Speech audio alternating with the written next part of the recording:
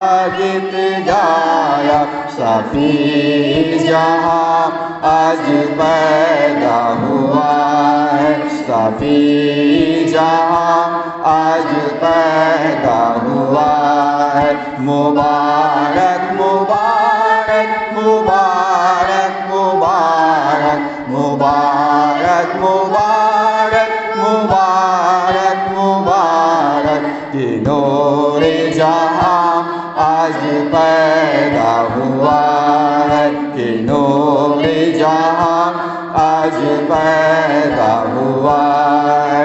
खबर जिसकी नबियों ने दी थी जहां को, खबर जिसकी नबियों ने दी थी जहां को, वो साई सहां आज पैदा हुआ है, वो साई सहां आज पैदा हुआ है।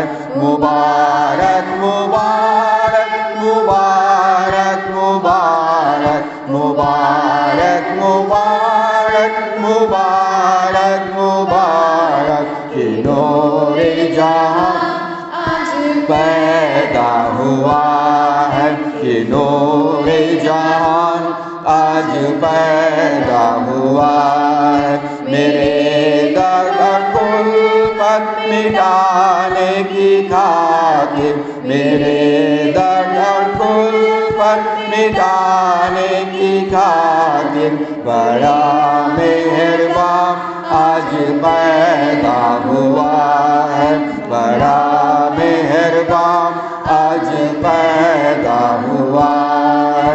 मुबारक मुबारक मुबारक मुबारक मुबारक मुबारक मुबारक मुबारक, कि नूरे जहां आज पैदा हुआ है, कि नूरे जहां आज पैदा हुआ है।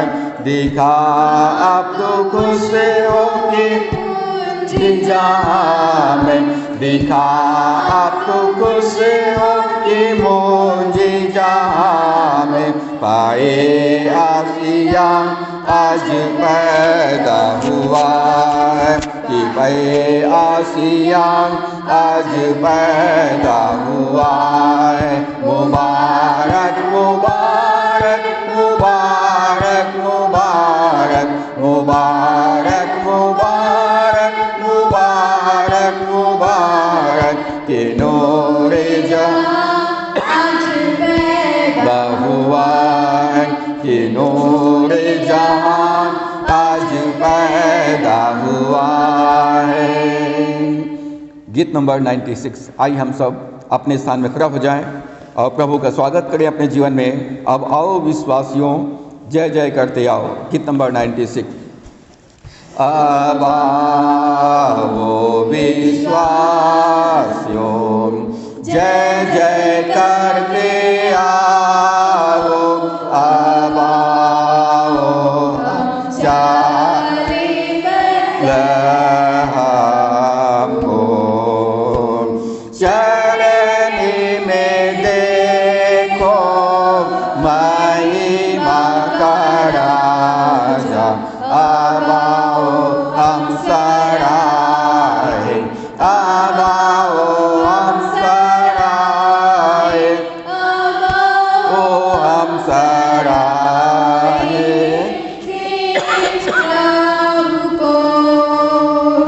वो ईश्वर से ईश्वर, ज्योत का जो सनातन, जिन्हों उसने न किया गर कुंवार से।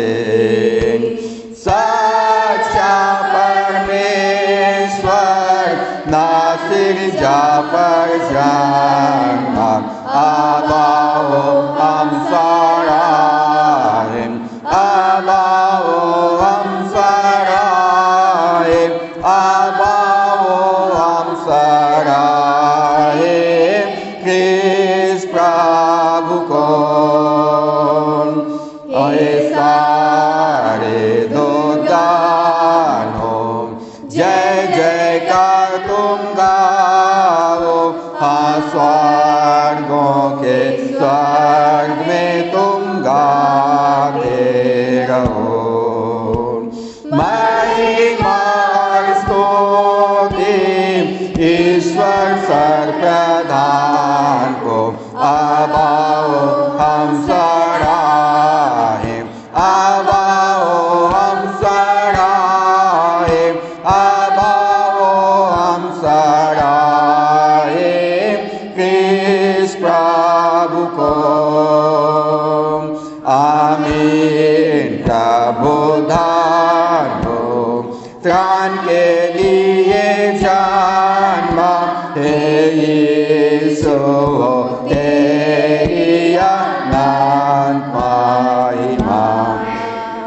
पिता का वचन अपने धारी हुआ, अब आओ हम सराहें, अब आओ हम सराहें, अब आओ हम सराहें कृष्ण प्रभु को।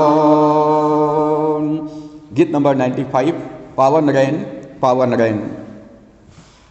पावन रैन पावन रैन, सकल लोग करते शैन, जागती बैठी है कन्या पुनीत, गोद में लिए एक बालक संप्रीत। धन धन बालकानो, धन धन बालकानो, पावन रात पावन रात। लोग क्या ये मंगल बात, दूत गान बोलते आनंद भरपूर। सुनो भाइयों निकट वो दूर, यीशु त्राणी आया, यीशु त्राणी आया। पावन रैन पावन रैन, ईश्वर पुत्र प्रेम का साई, अपनी दया कर हम पर प्रकाश। तू है प्राणों का नाथ और राज, जय जय तेरी सदा, जय जय तेरी सदा। पावन रैन पावन रैन, सकल लोग करते शैन, जागती बैठी है कन्या पुनीत, गोद में लिए एक बालक संप्रीत। धन धन बालकानो, धन धन बालकानो। बैठ जाइए।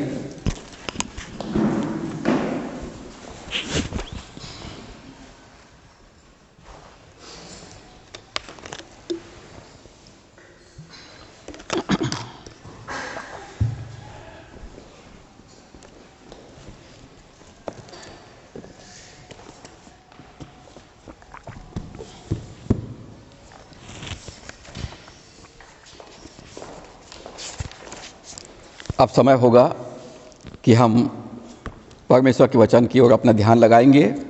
और उत्तरवादी पाठ में हमने पढ़ा है लूका 2 अध्याय 8 से लेकर 38 पद तक आज हम मनन करेंगे। लूका 2 अध्याय 8 से लेकर 38 पद पर हम मनन करेंगे।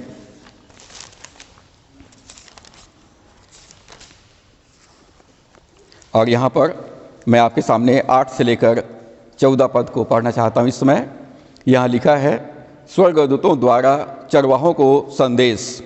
और उस देश में कितने गड़रिये थे जो रात को मैदान में रहकर अपने झुंड का पहरा देते थे, और प्रभु का एक दूत उनके पास आ खड़ा हुआ, और प्रभु का तेज उनके चारों ओर चमका, और वे बहुत डर गए।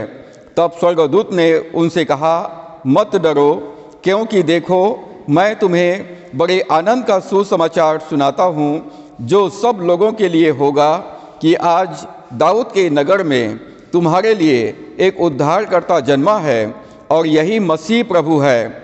और इसका तुम्हारे लिए यह पता है कि तुम एक बालक को कपड़े में लिपटा हुआ और चरनी में पड़ा पाओगे।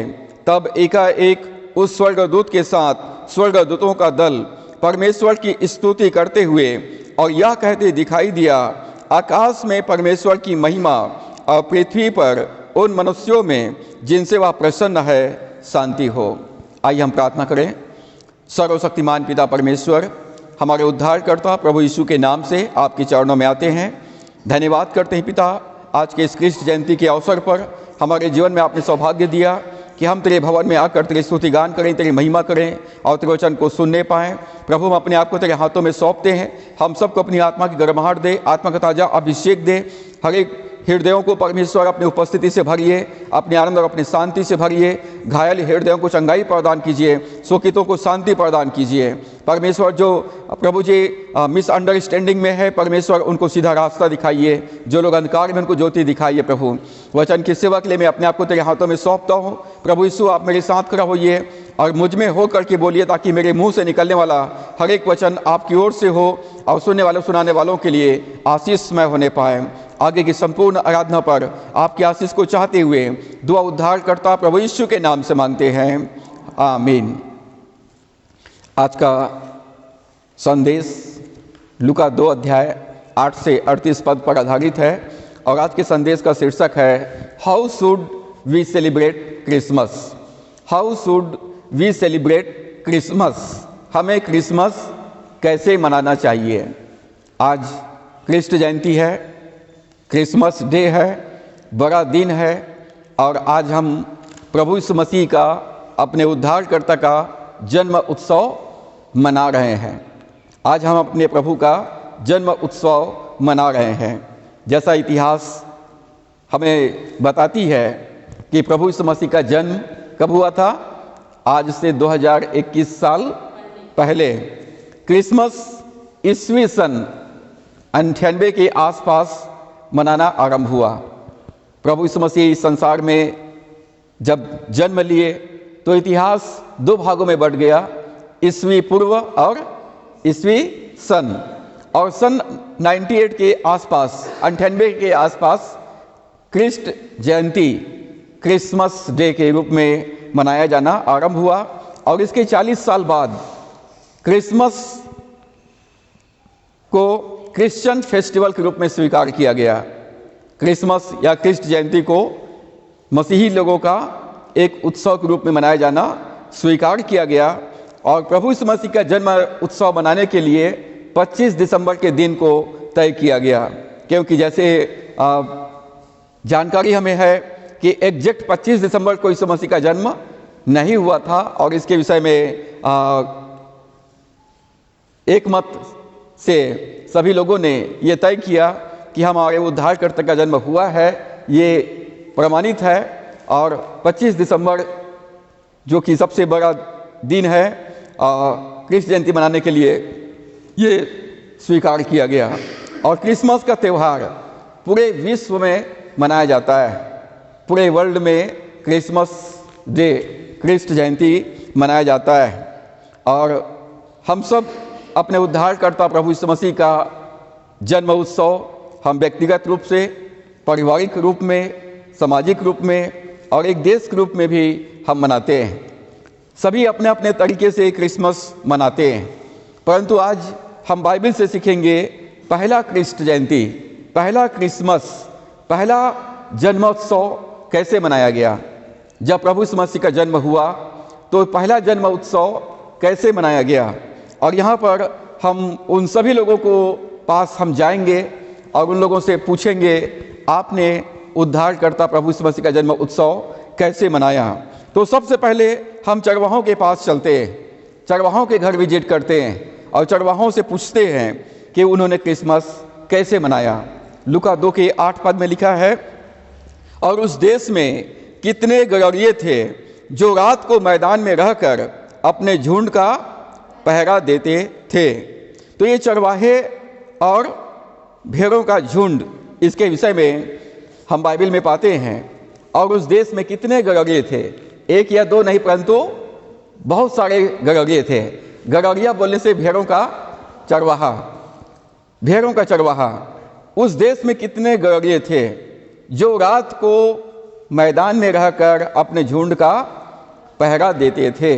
यदि भेड़ों की रखवाली न किया जाए तो चोर भेड़ों को चुरा सकता है और जंगली जानवर आकर के भेड़ों को हानि पहुंचा सकता है। और इसलिए ये चरवाहे जो थे अपने भेड़ों की रखवाली कर रहे थे। ये लोग साधारण चरवाहे नहीं थे, ये जो चरवाहे थे ये साधारण चरवाहे नहीं थे। और ये जो भेड़ें जिसकी वो रखवाली कर रहे थे वे साधारण भेड़ भी नहीं थे। ये साधारण भेड़ भी नहीं था और साधारण चरवाहे भी नहीं थे। ये चरवाहे उन भेड़ों की देखभाल कर रहे थे जिसे परमेश्वर के मंदिर में बलिदान किया जाता था। ये बलि के मेमने का रखवाली कर रहे थे। ये चरवाहों में से एक विशेष चरवाहे थे जिनको कलीसिया की ओर से, यरूशलेम के मंदिर की ओर से उनको नियुक्त किया गया था कि वो उन भेड़ों की रखवाली करे जिनको मंदिर में बलिदान किया जाना है। वो एकदम साफ सुथरा हो, निर्दोष हो, निष्कलंक हो, उसमें कोई दाग या झोरी ना हो और उसमें किसी भी प्रकार का कहना चाहिए दोष नहीं होना चाहिए। और इसलिए ये चरवाहे जो थे कोई साधारण चरवाहे नहीं थे, परंतु परमेश्वर के मंदिर में अर्पित की जाने वाले भेड़ों की रखवाली कर रहे थे। और ये रात में उन भेड़ों को कपड़े में लपेट कर रखते थे। जो बलिदान के लिए जो मेमना अर्पित किया जाता था मंदिर में, उसको रात में वो लोग कपड़े से लपेट करके रखते थे। और सारे लोग जानते थे ये जो चरवाहे हैं ये विशेष चरवाहे हैं और ये जो भेड़ है ये विशेष भेड़ें हैं जिसे मंदिर में बलिदान किया जाना है। और उस जगह का नाम है एदेर, टावर ऑफ एदेर। एदेर नाम का गुम्मत, गुम्मत बोलने से एक बड़ा सा टीला नुमा घर था जो पत्थरों से बना हुआ था। द टावर ऑफ एदेर ये बैतलहम के निकट था। The power of the flock, जो भेड़ों की रखवाली करने के लिए एक टावर, एक गुम्मद बना दिया गया था, watch tower of the flock, जो भेड़ों की रखवाली करने के लिए एक गुम्मद बनाया गया था जिसे मिगदल एडेर कहा गया है, जिसे मिगदल एडेर के नाम से जाना जाता है। एडेर का गुम्मद एक प्रहरी दुर्ग जहां से दूर दूर तक दिखाई देता था उन्हें। चरवाहे रात में अपने झुंडों की रखवाली कर रहे थे। और ये मिगदल एदेर बैतलहम से 1 मील दूर दक्षिण की ओर था। जहां प्रभु यीशु मसीह का जन्म हुआ वहां से 1 मील दूर, मतलब 1.5 किलोमीटर के लगभग था। और ये मीका 4:8 में इसकी भविष्यवाणी किया गया है। मीका 4 अध्याय 8 पद में यह लिखा है, हे एदेर के गुम्मद, हे सियोन की पहाड़ी, पहली प्रभुता अर्थात यरूशलेम का राज्य तुझे मिलेगा। यहाँ पर भविष्यवाणी किया गया है एदेर के गुम्मद के लिए, हे एदेर के गुम्मद, हे सियोन की पहाड़ी, पहली प्रभुता अर्थात यरूशलेम का राज्य तुझे मिलेगा। परमेश्वर सियोन पर्वत से अपने लोगों की रखवाली करता है। परमेश्वर सियोन पर्वत से अपने लोगों को देखता है परमेश्वर उनकी रक्षा करता है और उनके लिए प्रबंध करता है, ये परमेश्वर के उपस्थिति को दर्शाता है। जैसे चरवाहे अपने झुंड की रखवाली कर रहे थे मिगदल एदेर के टावर से, और उसी प्रकार से परमेश्वर सिय्योन पर्वत से हर एक विश्वासियों को देख रहा है, कौन कहाँ पर है, कौन कहाँ पर है और किसकी क्या स्थिति है। एदेर गुम्मत से चरवाहे अपने भेड़ों को देखते रहते और उन्हें चोरों से और जंगली जानवरों से बचाते थे। मिगदल एदेर के बारे में बाइबल में सबसे पहला वर्णन उत्पत्ति 35 अध्याय 16 से 21 पद में मिलता है।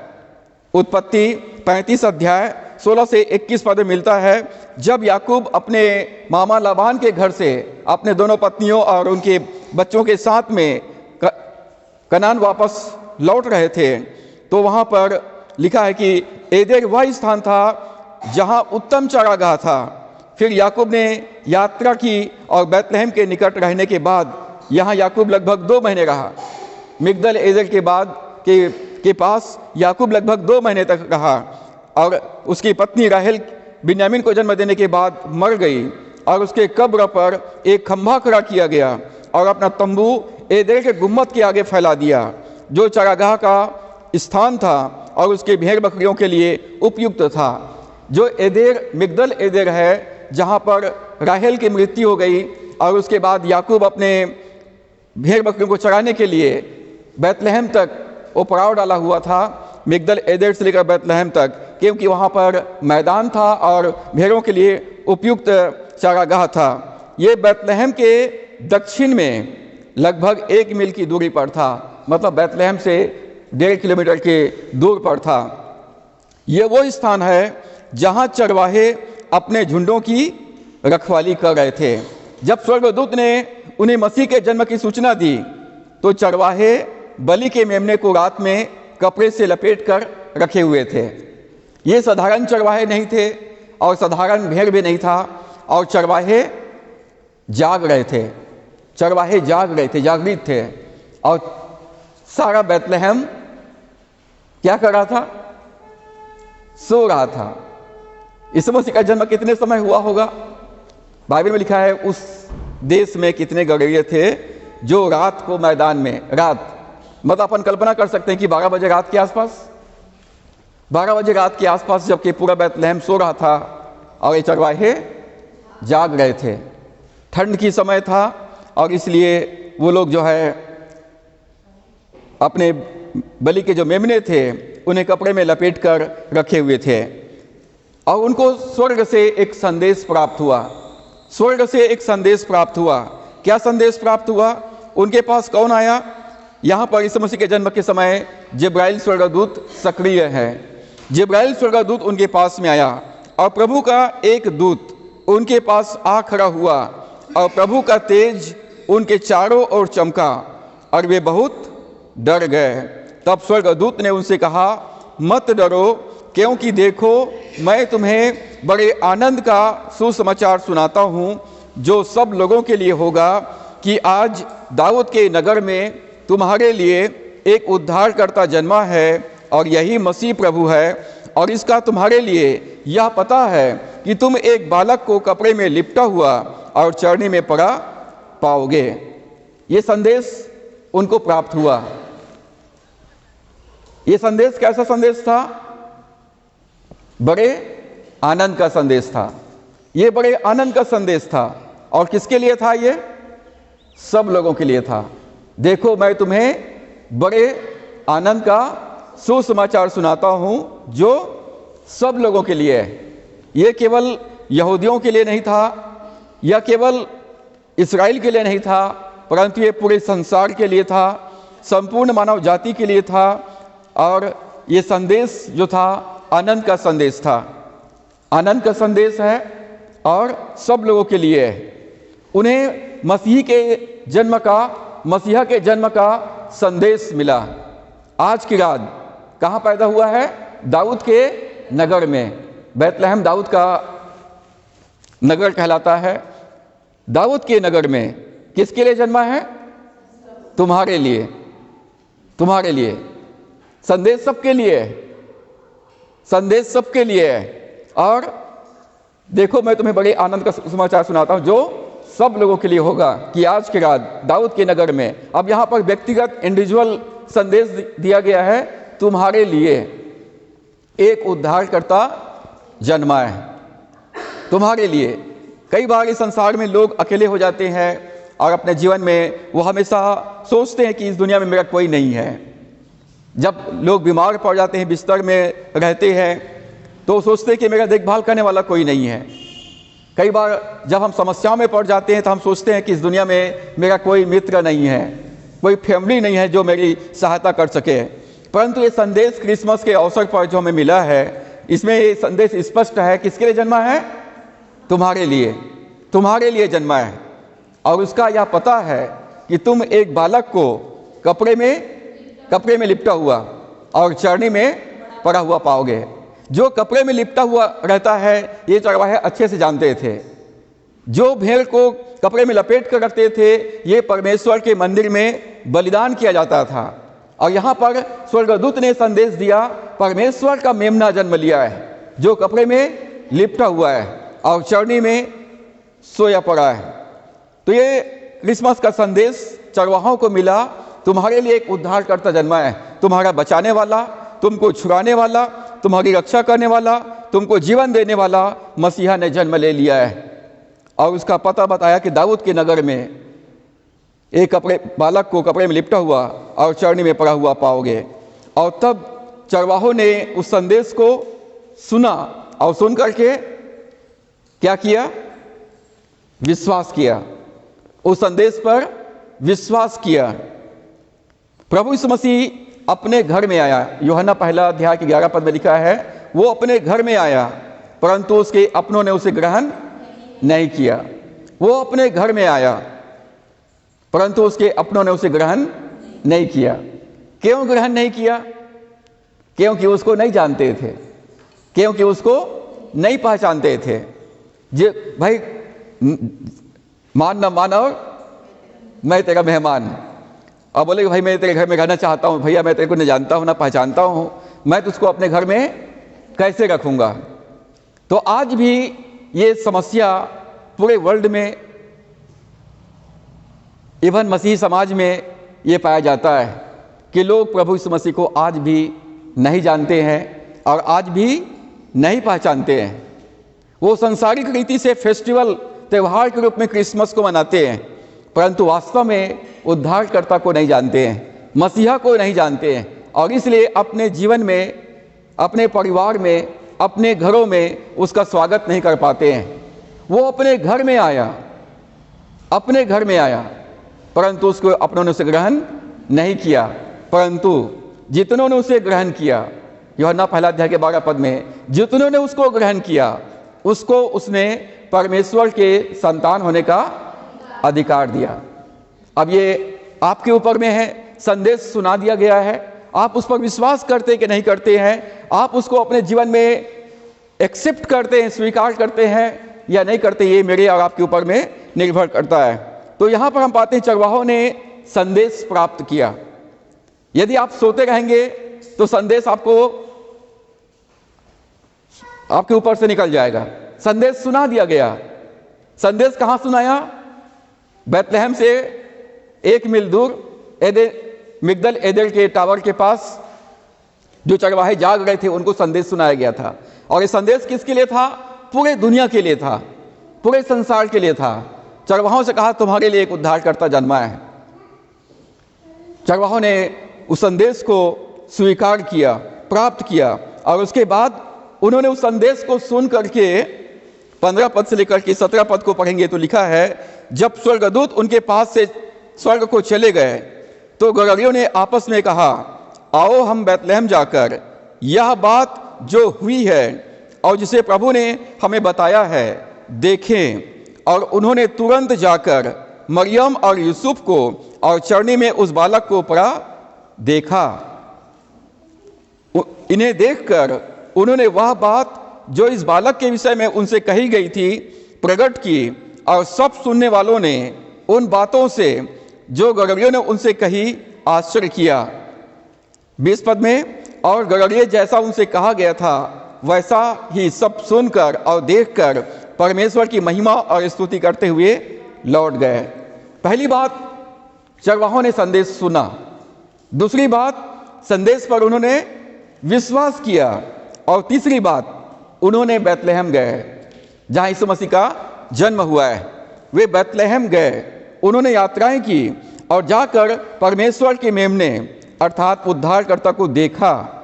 और देखने के बाद उन्होंने दूसरों को उद्धारकर्ता के जन्म के बारे में बताकर क्रिसमस मनाया। दूसरों को उद्धारकर्ता के बारे में बताकर क्रिसमस मनाया। चरवाहों ने संदेश सुना, सुनकर विश्वास किया, बैतलहम गए, बैतलहम में जाकर प्रभु को देखा और देख करके उन्होंने दूसरों को घर घर जाकर उद्धारकर्ता के जन्म का संदेश बताया।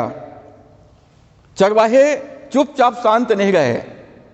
चरवाहे चुपचाप ठंड में गर्म कपड़े ओढ़ करके या उलाव तापते हुए शांत नहीं रहे, परंतु वो लोग पूरी रात 12 बजे रात में उन्होंने जाके दर्शन किया होगा तो सुबह तक पूरे घर घर जाकर चरवाहों ने संदेश सुनाया।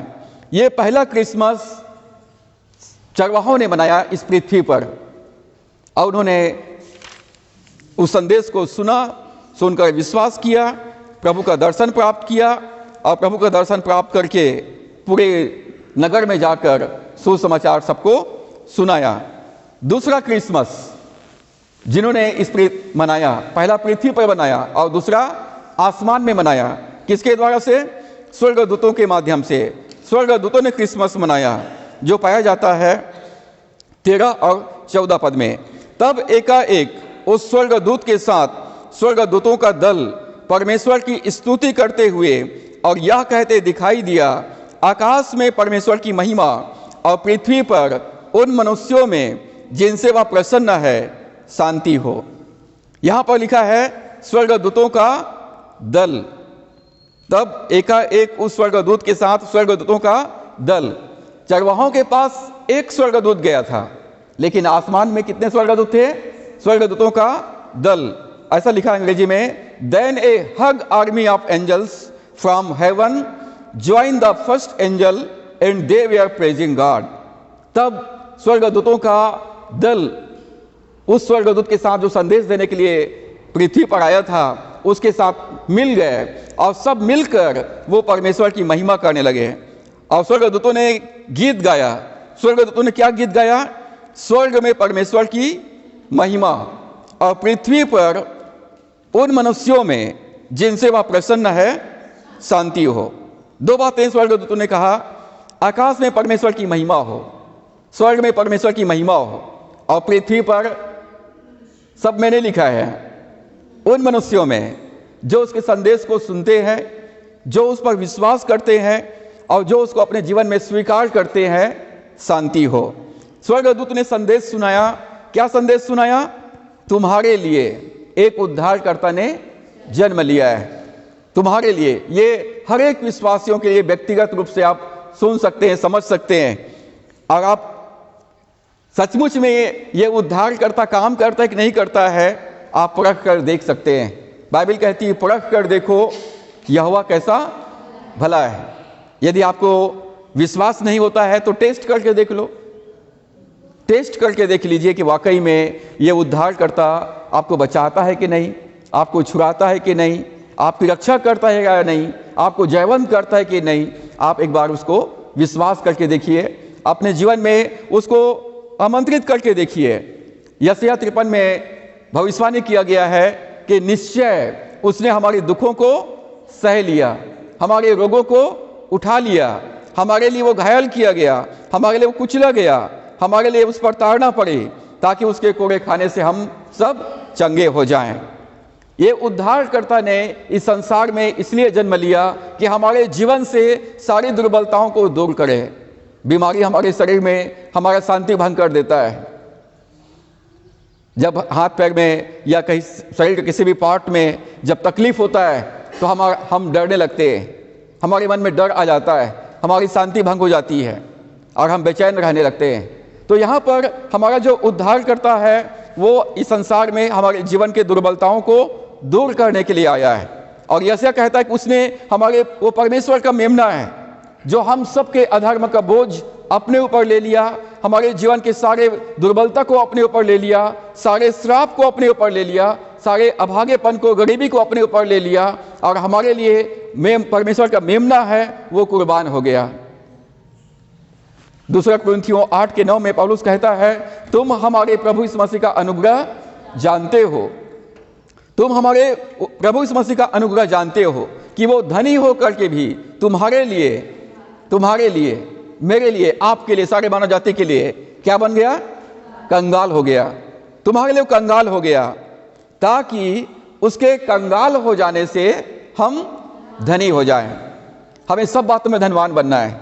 यदि आप एक मसीह विश्वासी हैं तो ये प्रिविलेज मेरा और आपका है। हमें जीवन के हर क्षेत्र में हमको धनवान बनना है। यशायाह 53 को हम पढ़ते हैं, यदि एक मसीह विश्वासी है तो हमारे जीवन के सारे दुर्बलताओं को प्रभु यीशु मसीह ने अपने ऊपर ले लिया है। इसका मतलब है गुड हेल्थ, उत्तम स्वास्थ्य मेरा है। प्रभु यीशु मसीह पर विश्वास करने के द्वारा से मैं आत्मिक रीति से, भावनात्मक रीति से, शारीरिक रीति से मैं तंदुरुस्त रहूंगा। और आप ईश्वर का रोज धन्यवाद कर सकते हैं, धन्यवाद परमेश्वर, तूने मुझे एक उद्धारकर्ता दिया है, मुझको चंगा करने वाला ईश्वर मुझे दिया है। आप उसको अपना फैमिली डॉक्टर या अपना पर्सनल डॉक्टर बना सकते हैं, जो आपका पूरे समय केयर करता है, देखभाल करता है। एक उद्धारकर्ता ने जन्म लिया है और वो हमारे जीवन के सारे गरीबी को, चाहे वो मानसिक रूप से हो, भावनात्मक रीति से हो, शारीरिक रीति से हो, आर्थिक रीति से हो, सारी गरीबी को अपने ऊपर ले लिया है। पौलुस कहता है, तुम हमारे प्रभु यीशु मसीह का अनुग्रह को जानते हो कि वो तुम्हारे लिए धनी होकर के भी स्वर्ग से इस पृथ्वी पर वो परमेश्वर का मेमना बनकर जन्म लिया है ताकि उसके कंगाल हो जाने से तुम धनी हो जाओ। गलतियों 3 की तरह में लिखा है कि वो हम सब के लिए वो कलवरी के क्रूस पर अपना प्राण दे दिया। और बाइबल कहती है, जो कोई क्रूस पर लटकाया जाता है, काठ पर लटकाया जाता है, वो श्रापित हो। तो प्रभु यीशु मसीह हमारे जीवन के सारे श्राप को अपने ऊपर ले लिया। श्राप का मतलब होता है जब हम परमेश्वर की आज्ञा उल्लंघन करते हैं तो हमारे जीवन में श्राप आ जाता है। श्राप जो है आज्ञा उल्लंघन के कारण से, शैतान की ओर से, और इस संसार में कई बार जब हम व्यवस्था का पालन नहीं कर पाते हैं, हम ऑटोमेटिक हमारे जीवन में शैतान प्रवेश कर जाता है और हम कई प्रकार से हम इस संसार में दुख उठाते हैं। तो प्रभु यीशु मसीह हमारा उद्धार करता है और हमारे लिए वो श्रापित बन गया ताकि प्रभु यीशु मसीह में हम आशीषित हो जाएं। अब जब यीशु मसीह को आप स्वीकार करते हैं या स्वीकार कर लिए हैं तो आप विश्वास कर सकते हैं, डिक्लेयर कर सकते हैं, अब मैं आशीषित हूँ, मेरे जीवन का हर दिन आशीषित है, मेरा परिवार आशीषित है, मेरे बच्चे आशीषित है, मेरा जॉब या मेरा व्यवसाय में मैं आशीषित हूँ। ये हमारा सौभाग्य है। तुम्हारे लिए उद्धारकर्ता जन्मा है। अब ये आपके ऊपर में है कि आप विश्वास करते हैं या विश्वास नहीं करते हैं। आप कह सकते हैं कि मैं यीशु मसीह में तंदुरुस्त हूँ, मैं यीशु मसीह में भरपूर हूँ और यीशु मसीह में आशीषित हूँ। मत्ती 1:21 में जिब्राइल स्वर्गदूत ने यूसुफ से कहा कि तुम उसका नाम यीशु रखना, क्योंकि वह अपने लोगों को उनके पापों से छुड़ाएगा, क्योंकि वह अपने लोगों को उनके पापों से बचाएगा, छुड़ाएगा। वो पापों से बचाने के लिए आया है। इस संसार में पाप जो है हमारे जीवन में हमको परमेश्वर से दूर ले जाता है। पाप हमारे जीवन में दीमक के समान हमारे जीवन के आनंद, शांति और आशीष को पूरी तरह से चाट लेता है। तो प्रभु यीशु मसीह हमारे जीवन में पाप को दूर करने के लिए, पाप को हटाने के लिए, पाप को मिटाने के लिए आया है। कोई अपने आप को पाप से बचा नहीं सकता है। तो प्रभु यीशु मसीह हमारे लिए पाप बलि बन गया। हमारे लिए वो कलवरी के क्रूस पर अपना प्राण दे दिया ताकि हम प्रभु यीशु मसीह में पाप से छुटकारा प्राप्त करके धार्मिकता के साथ जीवन व्यतीत करें। तुम्हारे लिए एक उद्धारकर्ता जन्म लिया है। जब हम यशायाह की पुस्तक को पढ़ते हैं 9 अध्याय के 6 पद को, तो वहां पर लिखा है, हमारे लिए एक बालक उत्पन्न हुआ, हमारे लिए एक बालक उत्पन्न हुआ, हमें एक पुत्र दिया गया है और उसका नाम, यहां पर 5 नाम है, उसका नाम his name shall be called wonderful counsellor, mighty God, everlasting father and prince of peace. 5 नाम यहां पर दिया गया है। हमारे लिए एक बालक उत्पन्न हुआ है, हमें एक पुत्र दिया गया है, हमें एक उद्धारकर्ता दिया गया है और उसका यहाँ पर 5 नाम या 5 कैरेक्टर, 5 चरित्र या 5 प्रकार के उस हम आशीष को देख सकते हैं। पहला नाम यहाँ पर दिया है वंडरफुल, मतलब उसका नाम क्या है? अद्भुत। अद्भुत मतलब आश्चर्यक्रम करने वाला। और यशायाह कहता है कि मैं और मेरा घराना, यशायाह 8:18 में, मैं और मेरा घराना, मैं और मेरे बच्चे जो परमेश्वर ने मुझको दिए, सेनाओं के यहोवा की ओर से जो सिय्योन पर्वत पर रहता है, पूरे इस्राएलियों के लिए चिन्ह और चमत्कार है। आप कह सकते हैं कि मेरा परमेश्वर चमत्कार करने वाला है, वो अद्भुत करने वाला है और वो मेरे जीवन में रहता है, वो मेरे साथ रहता है। आप कह सकते हैं कि मेरा जीवन परमेश्वर का चमत्कार है, मेरा परिवार परमेश्वर का चमत्कार है, मेरे बच्चे परमेश्वर का चमत्कार है। मेरे जीवन में परमेश्वर प्रतिदिन चमत्कार और चमत्कार करता जाएगा, क्योंकि उसका नाम क्या है? अद्भुत। उसका नाम है अद्भुत। प्रभु यीशु मसीह का जन्म अद्भुत रीति से हुआ। कुंवारी मरियम, कुंवारी कन्या से जन्म हुआ, कलवरी की क्रूस पर मारा गया, वो गाड़ दिया गया और तीसरे दिन मुर्दों में से जी उठा। क्योंकि मनुष्य जो मरता है वो दोबारा उसको जिलाया नहीं जा सकता है। यदि वो दोबारा जी उठता है, दोबारा यदि उसको प्रार्थनाओं के द्वारा से मुर्दा जी उठा, तो फिर से मरेगा वो। लाजर को प्रभु यीशु मसीह ने जिलाया, लाजर को फिर से मरना पड़ा। नाइन नगर की विधवा का बेटा को प्रभु यीशु मसीह ने जिलाया, उसको फिर से मरना पड़ा। यारी की बेटी जो मर गई थी, प्रभु ने उसको जिलाया, वो फिर से मरे।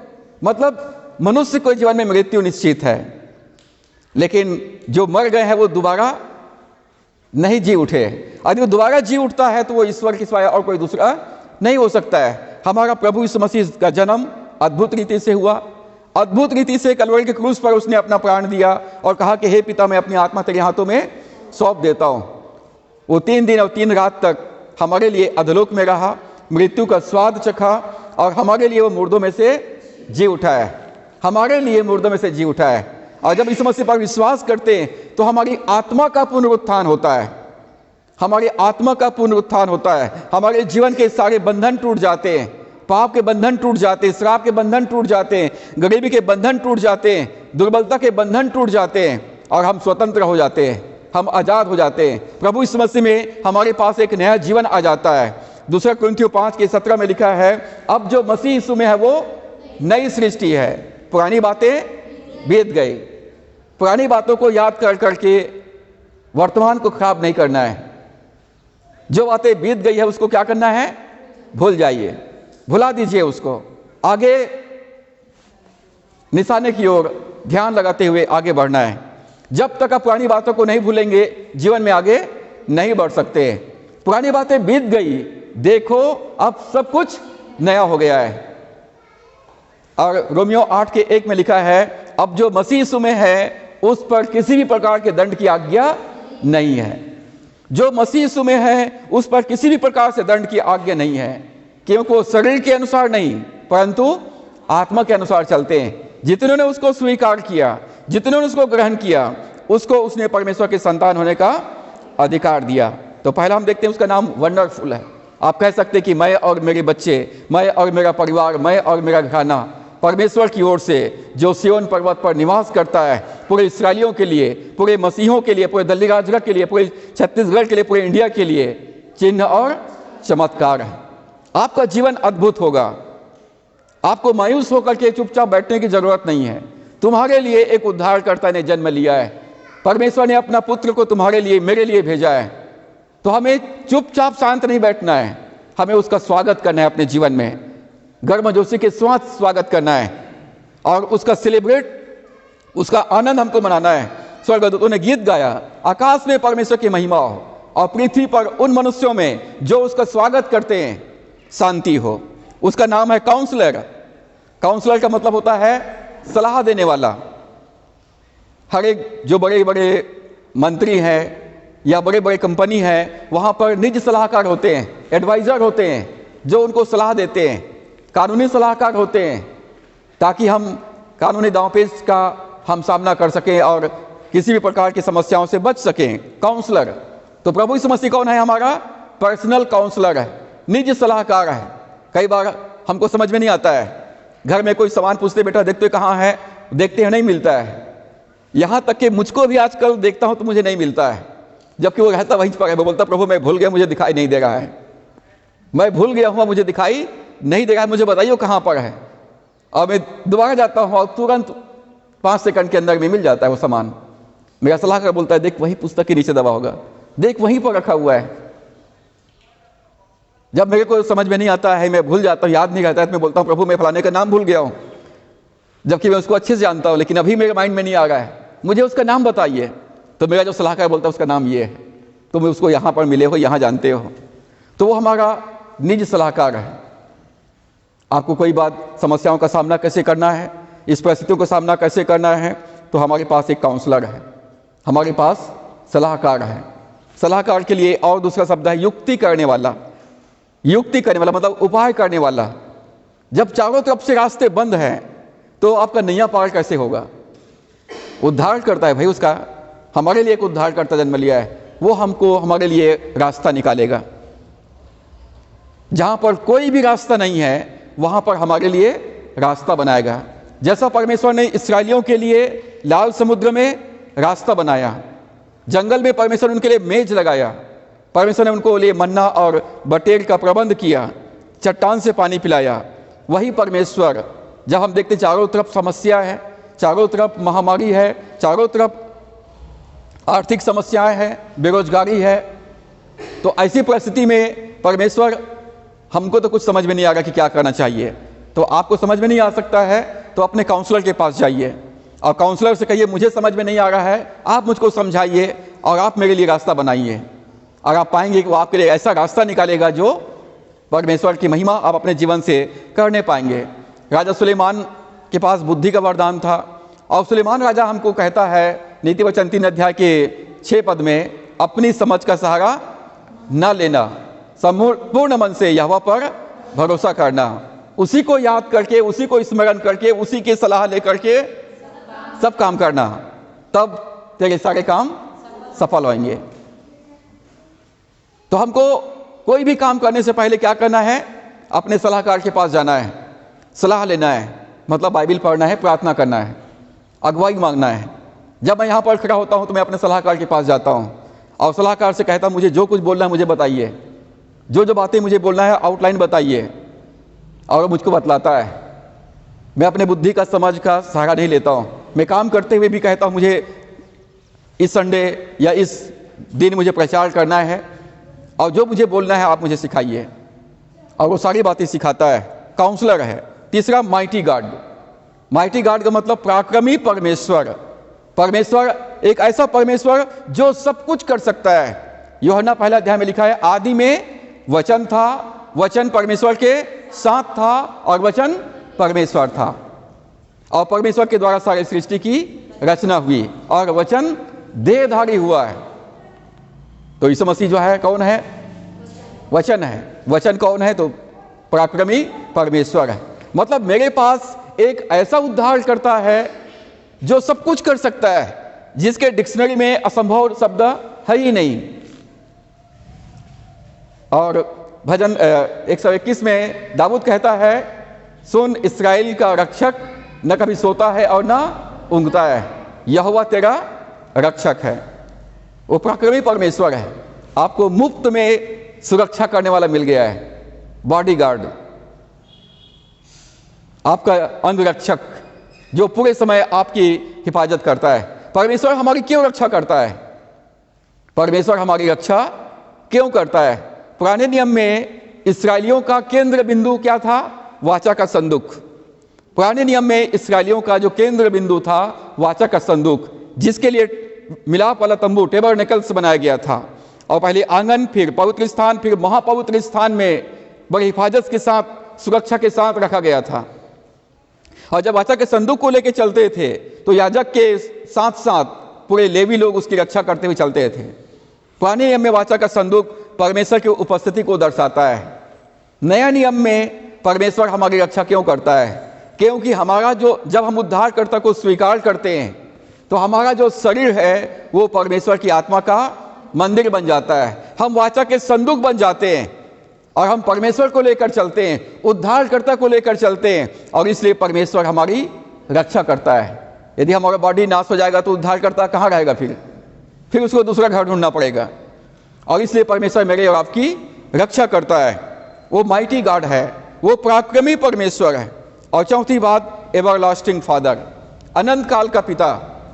अनंत काल का पिता का मतलब है इस संसार में हमारे माता पिता कब तक रहेंगे? अमर होकर के तो कोई नहीं आए हैं। एक न एक दिन इस संसार को छोड़कर जाएंगे। एक दिन हम लोग भी अपने बच्चों को छोड़ के जाएंगे। इस संसार में हम अनंत काल तक किसी का साथ नहीं दे सकते। भाई जब तक जीवित हैं तब तक हम तुम्हारे साथ देंगे, जब नहीं रहेंगे तुम जानो तुम्हारा काम जाने, मेरा समय पूरा हो गया, मैं जा रहा हूं, आगे तुम लोग संभालो, टाटा बाय बाय बोल के चले जाएंगे। अब आप या तो बैठ के रोते रहो या फिर जीवन में आगे बढ़ो। तो सबसे अच्छा यह है कि मेरे पास एक ऐसा उद्धार करता है जो अनंत काल तक मेरे साथ रहेगा, जो इस संसार में भी रहेगा और इस संसार में कोई यदि मैं छोड़ता हूं तो आत्मिक क्षेत्र में भी अनंत काल तक मेरे साथ में रहेगा। और इसलिए आपको कभी भी पछतावा नहीं होगा, आप कभी भी आप निराश नहीं होंगे।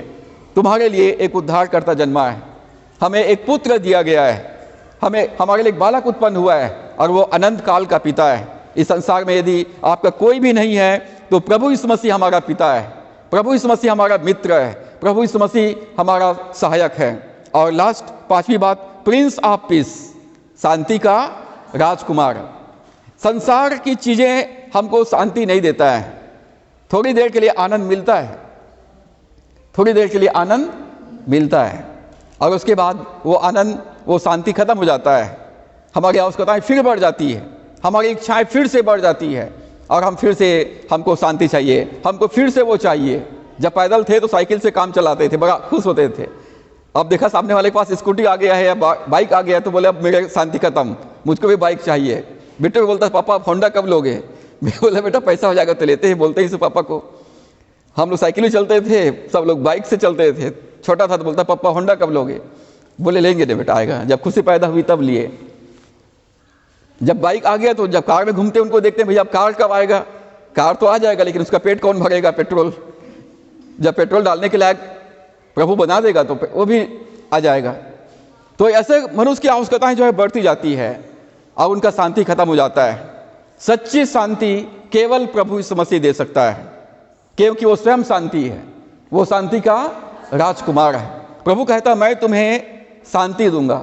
यदि आप बीमार हो तो चंगाई देकर शांति देंगे, यदि आप आर्थिक समस्याओं में हो तो प्रभु आपको आर्थिक समस्याओं को दूर करके शांति देंगे, यदि आपके जीवन में चारों तरफ से पाप के बंधन में हो तो पाप के बंधन से छुड़ाकर प्रभु आपको शांति देगा, यदि आप अकेलेपन का सामना कर रहे हैं तो प्रभु आपको अच्छे मित्र देंगे, अच्छे पड़ोसी आपको परमेश्वर देंगे, अच्छे स्टाफ देंगे और आपको शांति प्रदान करेंगे। यदि आपके जीवन में अभाव है किसी चीज का तो प्रभु आपके जीवन में अभाव को दूर करके आपको शांति देंगे। यदि आप बेरोजगार हैं तो प्रभु आपको रोजगार देकर शांति प्रदान करेगा। यदि आप बैचलर हैं, कुंवारा है या कुंवारी है तो प्रभु आपको उत्तम जीवन साथी देकर आपको शांति प्रदान करेंगे। यदि आप शादीशुदा हैं और बच्चे नहीं हैं तो प्रभु आपको जीवन को फलवंत करेगा और आपको बच्चे के द्वारा से आशीष प्रदान करेंगे। यदि आप स्टूडेंट्स हैं तो प्रभु आपको एग्जाम में सफलता प्रदान करके आपको शांति देंगे। प्रभु यीशु मसीह हर प्रकार का शांति वो देता है। तो स्वर्गदूतों ने क्रिसमस मनाया, आकाश में परमेश्वर की महिमा हो और पृथ्वी पर उन मनुष्यों में जो उसका स्वागत करते हैं, जो उस पर विश्वास करते हैं और जो उसका अनुसरण करते हैं, उनके जीवन में शांति हो। ये स्वर्गदूतों ने क्रिसमस मनाया। तीसरा क्रिसमस हम और आगे बढ़ते हैं और यरूशलेम में एक बुजुर्ग है जिसका नाम समोन है। समोन जो पाया जाता है लूका 2 अध्याय 25 पद से, लूका 2 अध्याय और उसके 25 पद से। यरूशलेम में समोन नाम एक मनुष्य था और वह मनुष्य धर्मी और भक्त था और इस्राएल की शांति की बाट जो रहा था और पवित्र आत्मा उस पर था और पवित्र आत्मा द्वारा उस पर प्रकट हुआ था कि जब तक वह प्रभु के मसीह को देख न लेगा तब तक मृत्यु को न देखेगा। वो पवित्र आत्मा के सिखाने से मंदिर में आया और जब माता पिता उस बालक यीशु को भीतर लाए कि उसके लिए व्यवस्था की रीति के अनुसार करे तो उसने अपनी गोद में लिया और परमेश्वर का धन्यवाद करके कहा, हे स्वामी, अब तू अपने दास को अपने वचन के अनुसार शांति से विदा करता है।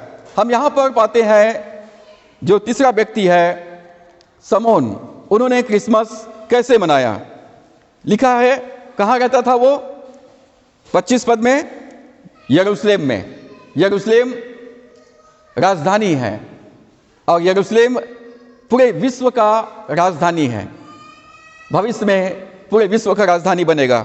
यरूशलेम में रहता था, मतलब परमेश्वर के सेंटर पॉइंट पर, जहां परमेश्वर मिल सकता है, उस स्थान पर वो रहता था।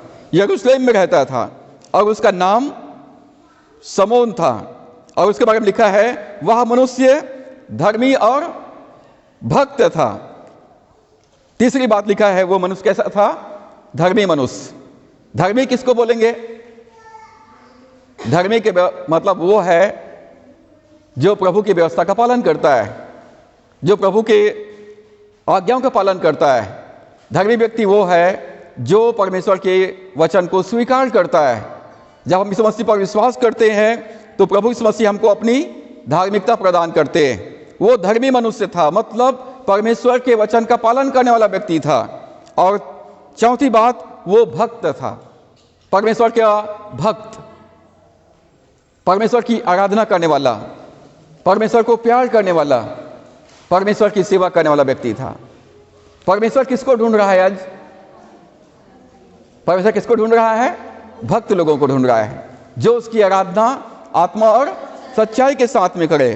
तो यहां पर एक व्यक्ति है जिसका नाम समोन है। वो यरूशलेम में रहता था, वो धर्मी मनुष्य था, ईश्वर का भक्त था। और पांचवी बात क्या कर रहा था? वो इस्राएल के शांति की बाट जो रहा था। उस समय इस्राएल रोम के अधीन में था, रोम के गुलामी में था और उनके जीवन में वो लोग मसीहा का इंतजार कर रहे थे। वो इस्राएल के शांति की बाट जो रहा था, इस्राएल की शांति की बाट जो रहा था। और क्या था उसका? छठवीं बात, पवित्र आत्मा उसके ऊपर था। पवित्र आत्मा उसके ऊपर था, पवित्र आत्मा के चलाए वो चल रहा था। पवित्र आत्मा के द्वारा उस पर प्रकट हुआ था कि जब तक वह प्रभु के मसीह को देख न लेगा तब तक मृत्यु को ना देखेगा। पवित्र आत्मा उसके ऊपर था। इसका मतलब वो पवित्र आत्मा के चलाए चल रहा था, पवित्र आत्मा के नियंत्रण में था, पवित्र आत्मा के अधीनता में था। हम मसीह को ग्रहण किए हैं, हमने प्रभु यीशु मसीह को अपने जीवन का उद्धार करता प्रभु ग्रहण किए हैं, हम यीशु मसीह पर विश्वास करते हैं।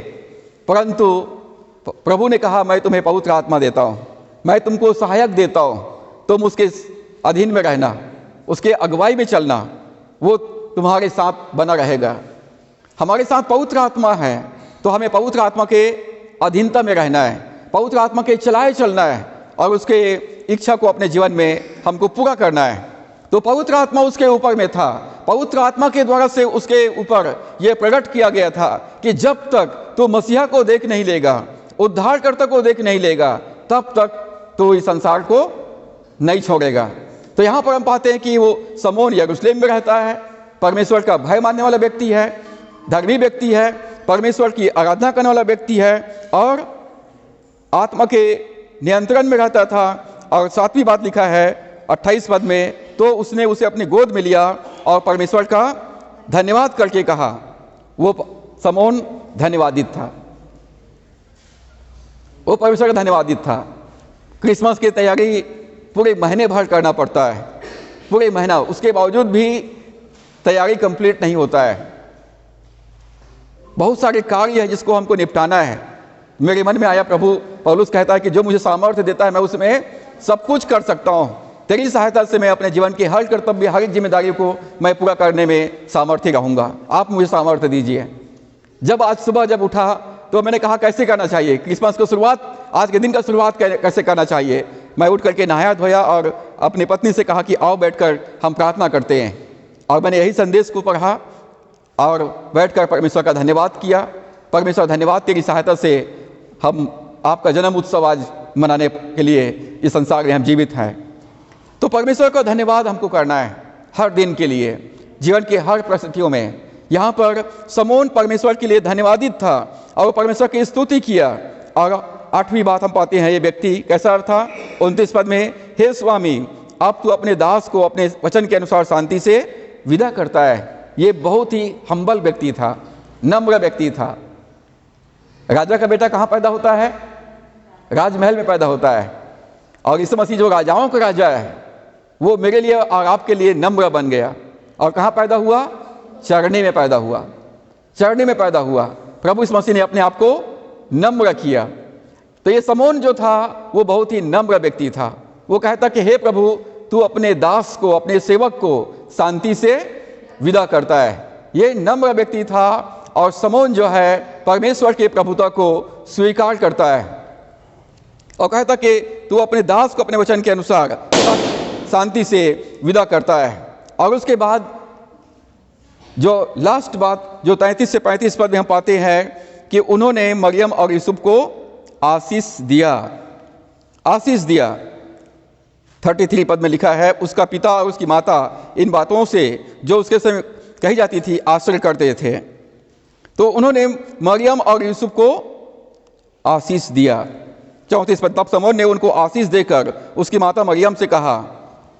समौन जो था वो बालक यीशु को गोद में लिया, परमेश्वर का धन्यवाद किया और उसके मम्मी पापा को आशीष दिया। जब किसी के यहाँ बच्चा जन्म लेता है तो अपन क्या करते हैं? बच्चे को गोद में लेते हैं, उसका स्वागत करते हैं, वेलकम इन दिस वर्ल्ड, अपने परिवार में स्वागत करते हैं। और उसके बाद उसके माता पिता को आशीषित करना है। कैसे आशीषित करोगे? उसमें बहुत सारे नीड्स होता है, बहुत सारी ज़रूरतें होती है उन मम्मी पापा का। मुझको बहुत अच्छे से पता है, आप सबको पता है। तो उनको जब बच्चा इस संसार में आता है तो उसका स्वागत करना है, तो उसका ईश्वर का धन्यवाद करें और उनके मम्मी पापा को आशीष प्रदान करें, उनके ज़रूरतों को पूरा करने के द्वारा से, उनके ज़रूरतों को पूरा करने के द्वारा से। वो बताएंगे नहीं आपको, मांगेंगे भी नहीं, परंतु आपको मालूम होना चाहिए कि उनका क्या क्या उस समय ज़रूरत पड़ता है। और जो समझदार लोग होते हैं वो लोग बराबर मम्मी पापा को नहीं देंगे, लेकिन वो बच्चे के हाथ में रखते हैं, ये तेरे लिए थोड़ी है, तो इसके लिए है, और आशीषित करना है। हमें इस प्रकार से बच्चों का स्वागत करना है और उनके मम्मी पापा को आशीषित करना है। तो समौन प्रभु यीशु मसीह का स्वागत कैसे किया? अपने बाहों में लिया और ईश्वर का धन्यवाद किया और उसके माता पिता को आशीष दिया। और एक और बुजुर्ग महिला है जिसका नाम हन्ना है, इंग्लिश में लिखा है अन्ना। 2 अध्याय 36 से लेकर के 38 पद में मिलता है। आशेर के गोत्र में से हन्ना नाम फनवेल की बेटी एक भविष्यवक्तिन थी। वह बहुत बूढ़ी थी और विवाह होने के बाद 7 वर्ष अपने पति के साथ रह पाई थी। वह 84 वर्ष से विधवा थी और मंदिर को नहीं छोड़ती थी, पर उपवास और प्रार्थना करके रात दिन उपासना किया करती थी। और वह उस घड़ी वहां आकर प्रभु का धन्यवाद करने लगी और उन सबों से जो यरूशलेम के छुटकारे की बाट जोते थे उस बालक के विषय में बातें करने लगी। पहली बात हम देखते हैं उसका उम्र। कितने साल से विधवा थी ये? 84 ईयर्स से, 84 साल से विधवा थी। अपने पति के साथ कितने साल तक रही थी? 7 साल तक। 84 साल से विधवा थी, 7 साल अपने पति के साथ में रही। 84 + 7 कितना हो गया? 91। अब ये विवाह कितने साल में हुआ रहा होगा? कल्पना करते हैं 15 या 16 साल में। तो ये इसका उम्र कितना था? 100 साल से भी अधिक। ये 100 साल से भी अधिक उम्र की थी। और इसका एक्टिविटीज, इसका क्रियाकलाप को हम देखते हैं। 100 साल की बुजुर्ग महिला कैसे क्रिसमस मनाती है। वह 84 वर्ष से विधवा थी और मंदिर को नहीं छोड़ती थी और उपवास और प्रार्थना कर करके मतलब आज कल मेरे पास फोन आया और मुझे पूछा कि पादरी साहब, अंकल जी क्रिसमस कैसे मनाते हैं? क्या मुझे उपवास के साथ में क्रिसमस मनाना है या प्रार्थना करके उपवास मनाना है, क्रिसमस मनाना है? मुझे नहीं मालूम, मुझे आप बताइए कैसे क्रिसमस मनाना है। तो मैंने कहा हम लोग तो चर्च जाते हैं, बर्थडे प्रभु यीशु मसीह का नया कपड़े पहनते हैं और प्रभु का धन्यवाद करते हैं, प्रार्थना करते हैं और मिठाई वगैरह बांटते हैं, सेलिब्रेट करते हैं, उपवास नहीं करते हैं। उस समय उनको सहजता से यही जवाब दिया। परंतु यहाँ पर हन्ना कैसे क्रिसमस मनाती है? वो उपवास कर करके परमेश्वर का धन्यवाद करती थी। उसका नाम हन्ना है। और दूसरा उसकी क्वालिफिकेशन क्या है? वो प्रॉफिट थी, भविष्यवक्तिन थी। वो आशेर के गोत्र की थी। वो 100 साल से अधिक उम्र की बूढ़ी स्त्री थी। और चौथी बात, वो मंदिर को नहीं छोड़ती थी। 100 साल की उम्र होने के बावजूद भी मंदिर को नहीं छोड़ती थी, मंदिर में ही रहती थी। और पांचवी बात कि वो अगली बात, वो उपवास और प्रार्थना करती थी। खाली प्रार्थना नहीं करती थी, उपवास के साथ प्रार्थना करती थी। जब बच्चे घर में खाना नहीं खाते हैं तो मम्मी पापा को कैसे लगता है? खाना बना हुआ है, बच्चे खाना नहीं खाएंगे बोलते हैं तो अरे मेरा तो पूरा मेहनत बेकार हो गया, मेरा बच्चा नहीं खाता है खाना, तो बना के क्या करूंगा उस सब्जी को, उस खाने को। तो सोचिए, जब आप खाना पीना छोड़ देते हैं तो परमेश्वर ऊपर से देख रहा है, वॉच टावर से, मेरा बच्चा आज खाना नहीं खाया, उपवास के साथ मेरे सामने बैठा हुआ है, तो क्या वो पसंद करेगा कि आप भूखा प्यासा रहें?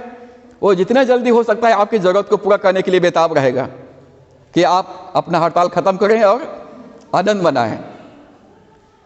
लेकिन हम लोग कई बार उपवास के महत्व को नहीं समझ पाते हैं। जब साधारण प्रार्थना से काम नहीं चलता है तो हमको उपवास के साथ प्रार्थना करना चाहिए, क्योंकि कोई भी माता पिता अपने बच्चों को भूखा नहीं देख सकता है, तो परमेश्वर मुझको आपको कैसे भूखा देख सकता है? हम पूरे समय उसके शरण में पड़े रहेंगे उपवास के साथ में। परमेश्वर सोचेगा मेरा बच्चा उपवास के साथ मेरे शरण में पड़ा हुआ है। परमेश्वर बेताब रहेगा हमारी ज़रूरत को पूरा करने के लिए, और वो उपाय करता रहेगा, युक्ति करता रहेगा, मैं कैसे, किस तरीके से, कब, कहाँ पर मैं इसकी ज़रूरत को पूरा करूँ। तो उपवास और प्रार्थना करती थी और परमेश्वर का धन्यवाद करती थी, प्रभु का धन्यवाद करने लगी। ये परमेश्वर का धन्यवाद करती थी। धन्यवाद ही वो चमत्कार है।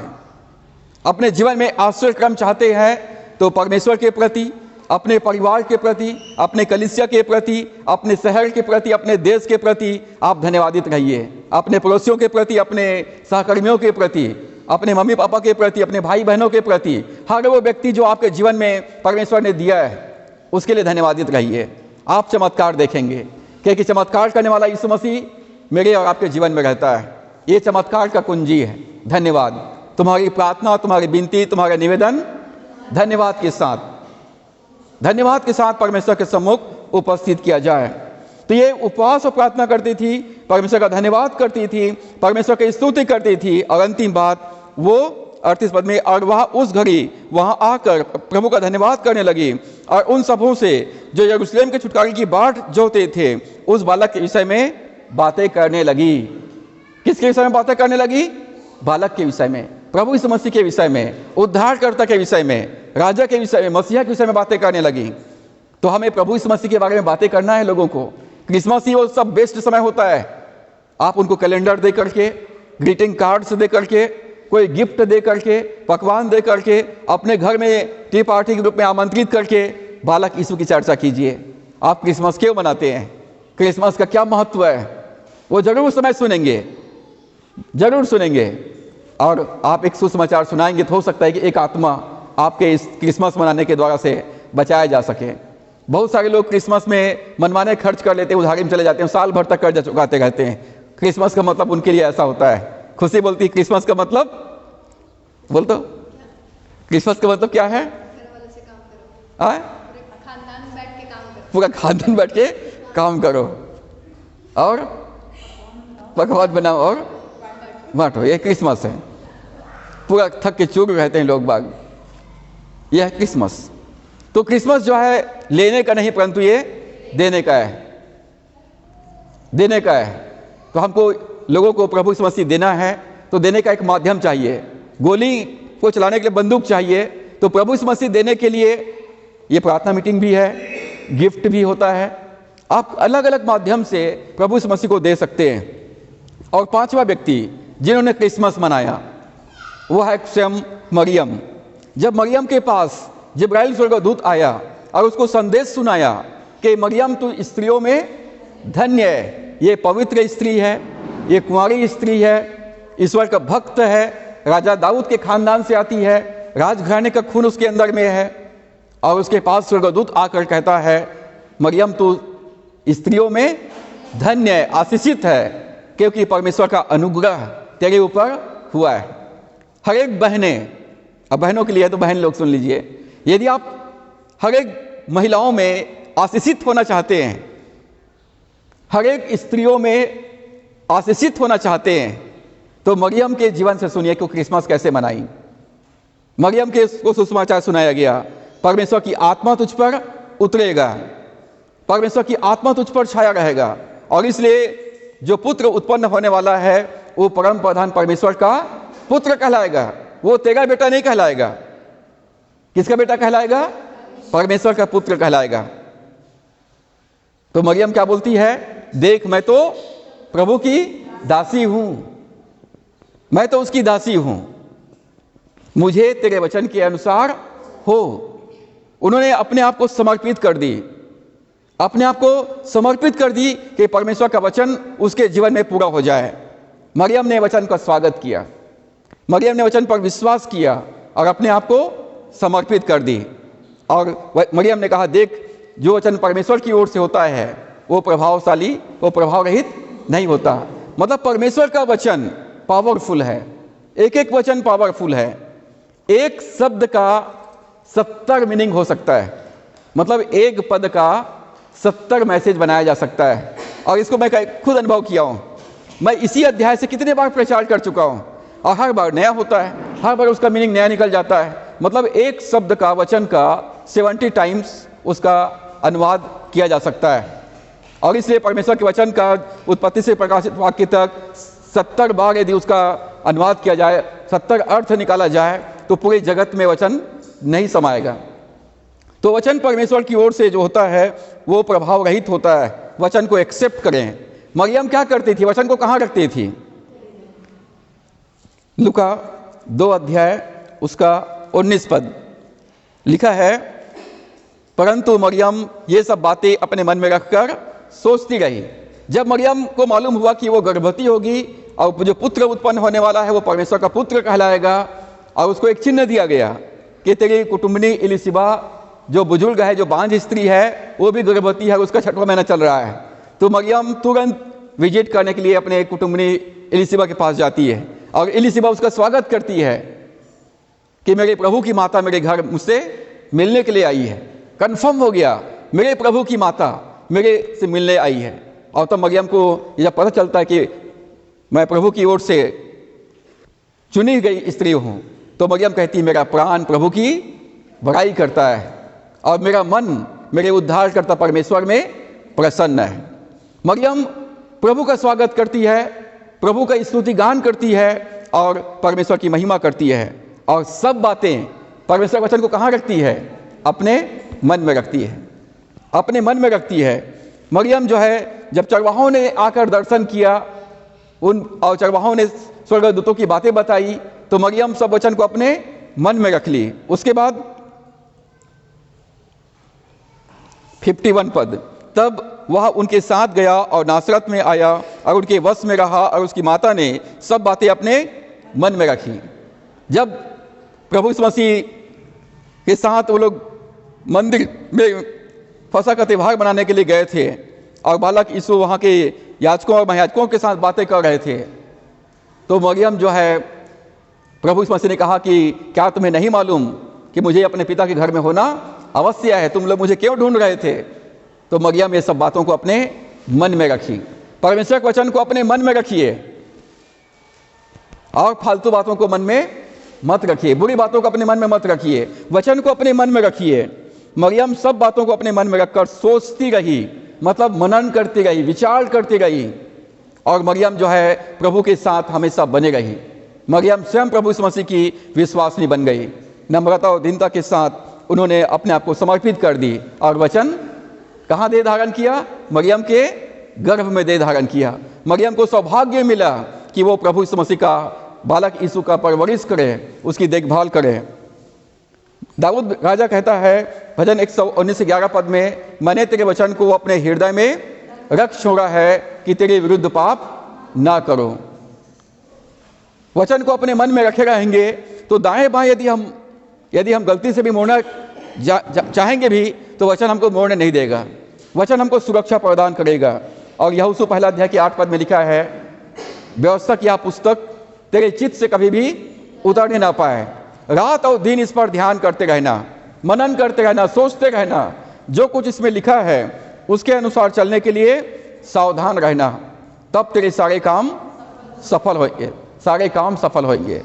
यदि आप चाहते हैं, आप गृहिणी है और अक्सर एक कहावत है कि हर एक सफल व्यक्ति के पीछे महिलाओं का हाथ है, उनकी पत्नी का हाथ है। यदि आप अपने परिवार के लिए फलवंत दाखलता बनना चाहते हैं, आशीषित बनना चाहते हैं, तो वचन को अपने मन में रखिए। और महिलाएं लोग जो है अक्सर बुरी बातों को अपने मन में रखे रहते हैं, 10 साल 20 साल 50 साल पुरानी बातों को नहीं भुला पाते हैं, वो बार बार उसको रिपीट करते रहते हैं, बार बार अपने हस्बैंड को बतलाते रहते हैं, याद दिलाते रहते हैं। 2 बहनें मिल जाएंगे तो दोनों अपने अपने पति की चुगली चालू कर देते हैं, बाला किसी की चर्चा नहीं करते हैं। यदि आप मरियम के समान आशीषित होना चाहते हैं तो अपने मन में किसको रखना है? केवल वचन को रखना है और फालतू बेकार बातों को भूल जाना है। हवा जो है लूसीफर के साथ बात कर डाली, बताई होगी, वो तो आदम को बोला है, ऐसा ऐसा बोला है, हवा को उसने बहकाने में सफल हो गया।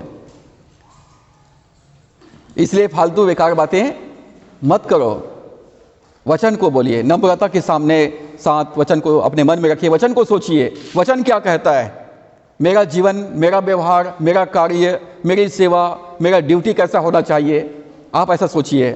मरियम के समान सारी स्त्रियों में आप धन्य होंगे। और मरियम के जीवन के बारे में कल हम डिटेल में और सीखेंगे। भजन संहिता 1 अध्याय 2 और 3 पद में भी लिखा है, जो व्यक्ति परमेश्वर की व्यवस्था से प्रसन्न रहता है और रात दिन उसकी व्यवस्था पर ध्यान करता रहता है, उसका जीवन बहते नदी के किनारे लगाए हुए वृक्ष के समान होता है। अब भाई लोग चाहते हैं कि आपका जीवन बहते नदी के किनारे लगाए हुए वृक्ष के समान हो, आप हमेशा हरा भरा रहें, हमेशा आपके जीवन में खुशहाली हो, आप फ्रूटफुल हो, आपके हर एक कामों पर ईश्वर की आशीष हो। तो परमेश्वर के वचन को अपने मन में रखिए। मतलब वचन केवल महिलाओं के लिए नहीं है, केवल स्त्रियों के लिए नहीं है, परंतु ये पुरुषों के लिए भी है, ये सब के लिए भी है। यदि आप वचन को अपने मन में रखे रहेंगे तो आप अपने जीवन में आशीषित रहेंगे और फलवंत रहेंगे। 6वां व्यक्ति जिन्होंने क्रिसमस मनाया, मरियम कैसे क्रिसमस मनाई? वचन को अपने मन में रखकर सोचती रही, विचार करती रही, ये कैसा बालक है, ये कैसा पुत्र है। तो यशायाह ने पहले बता दिया है, हमारे लिए एक पुत्र उत्पन्न हुआ है और उसका नाम अद्भुत, युक्ति करने वाला, पराक्रमी परमेश्वर, अनंत काल का पिता और शांति का राजकुमार है। हमको तो पूरी बातें मालूम है, तो हमको इस पर विचार करना चाहिए। यूसुफ ने कैसे परमेश्वर की कैसे क्रिसमस मनाया? यूसुफ की मंगनी हुआ है एक सुंदर खूबसूरत लड़की के साथ में, और वो सपनों के दुनिया में है कि उसका विवाह होगा, जो दाऊद के खानदान से है, जो पवित्र स्त्री है, जो कुंवारी है, जो भक्त है, ईश्वर की भय मानने वाली है, वो अपने शादी के सपनों में है। और एक दिन यूसुफ को पता चलता है कि उसकी मंगेतर मरियम क्या है? गर्भवती है। अब गर्भवती कैसे हो गई? निश्चय उसने पाप किया है, निश्चय उसने पाप किया है, तभी वो गर्भवती है। विवाह से पहले ही उसने अपना पवित्रता को खो दिया है। और व्यवस्था में लिखा है, ऐसी स्त्रियों को पूरे समाज के सामने पत्थरवाह करके मृत्यु दंड दिया जाए। व्यभिचार में पड़ गई है। यूसुफ के सपने पूरे टूट गए। वो उसको त्यागना नहीं चाहता था, मतलब चुपके से त्याग देना चाहता था, बदनाम करना नहीं चाहता था, लेकिन फिर भी त्याग देना चाहता था। ऐसी स्त्री से कौन विवाह करेगा जो शादी से पहले किसी दूसरे के माध्यम से गर्भवती हो जाए? तो छोड़ देना चाहा। और तब जिब्राइल स्वर्गदूत उसके पास में आया और कहा, हे यूसुफ, दाऊद की संतान, तू अपने पत्नी, वहां पर पत्नी शब्द इस्तेमाल हुआ है, अपनी पत्नी, अपनी मंगेतर मरियम को अपने घर लाने से मत डर, क्योंकि उसके गर्भ में जो बालक है वो परमेश्वर की ओर से है। जैसा यशायाह भविष्यवक्ता ने भविष्यवाणी किया है यशायाह 7:14 में कि सुनो एक कुंवारी, एक स्त्री ने लिखा है कुंवारी, सुनो एक कुंवारी गर्भवती होगी, वो पुत्र जनेगी और उसका नाम इम्मानुएल रखा जाएगा, जिसका अर्थ होता है परमेश्वर हमारे साथ। यूसुफ, तू जैसा सोच रहा है वैसा नहीं है। ये कुंवारी परमेश्वर की ओर से चुनी गई स्त्री है, जो यशायाह ने भविष्यवाणी किया है, कुंवारी गर्भवती होगी और वो पुत्र जनेगी और उसका नाम इम्मानुएल रखेगी, जिसका अर्थ होता है परमेश्वर हमारे साथ।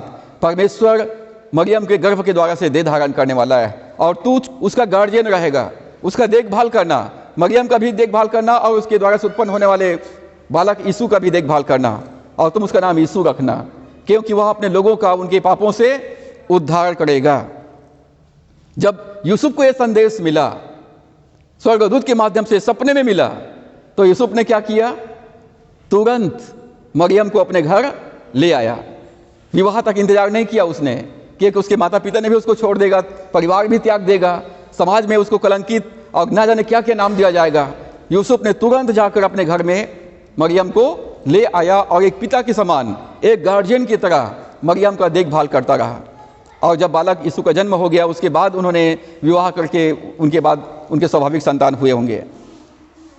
जब बालक यीशु का जन्म हुआ तो राजा हेरोदेस उसको मार डालना चाहता था। राजा हेरोदेस और सारे यरूशलेम के लोग घबरा गए थे। तो परमेश्वर का दूत ने कहा, यूसुफ तू अपने पत्नी मरियम को और बालक यीशु को लेकर यहाँ से कहाँ चला जा, मिस्र देश को चला जा, क्योंकि राजा हेरोदेस इसको मार डालेगा यहाँ रहेगा तो।